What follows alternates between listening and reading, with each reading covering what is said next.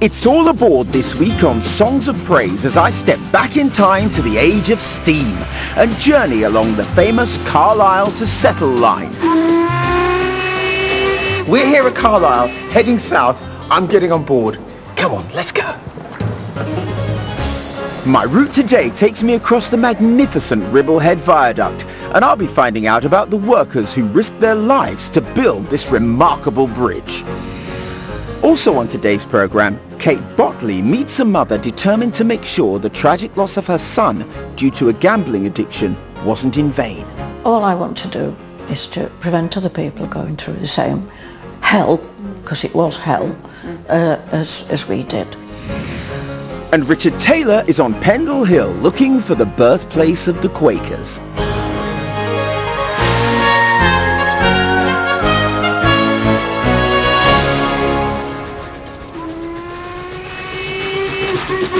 I'm travelling in style on one of the most beautiful railway journeys in the world. From the Cumbrian hills, the line slices through the Yorkshire Dales. It really makes you marvel at God's creation.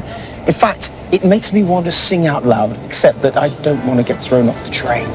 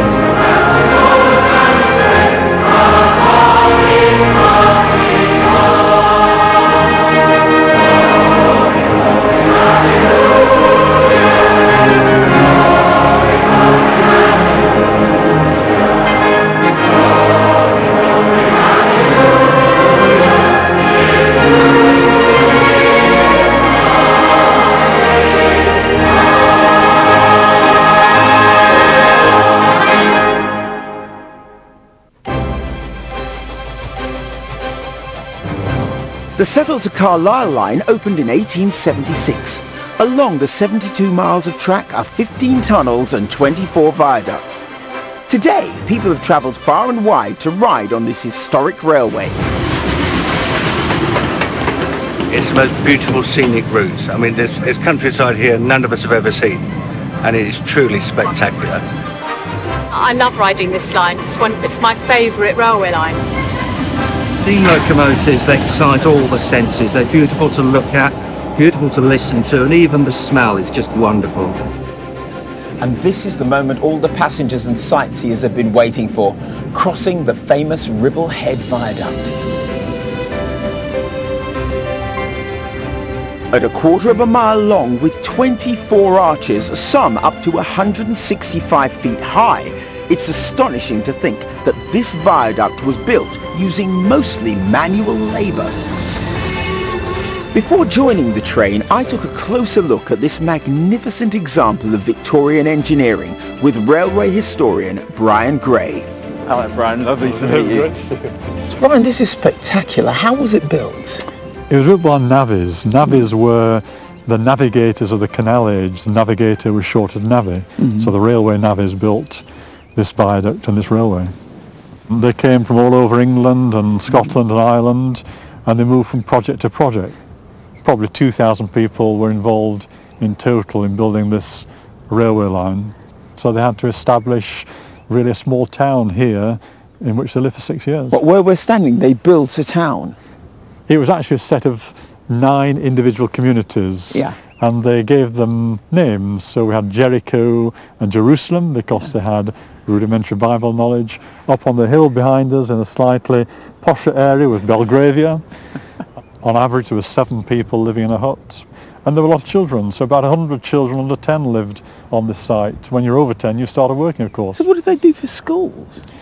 The railway companies built schools, they built shops, they built a church and a rudimentary hospital. It's interesting you say they built a church. I mean, who looked after their spiritual well-being? Of course, when I say a church, it wasn't a church with a spire, it was a wooden hut used as a church.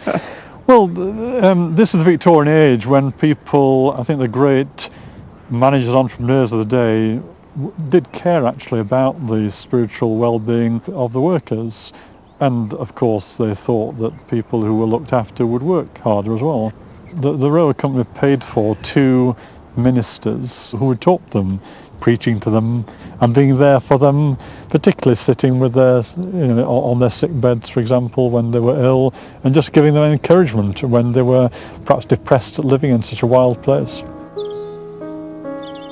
It was a tough life for the workers and their families, and an outbreak of smallpox in 1870 made things worse, the disease claiming many victims.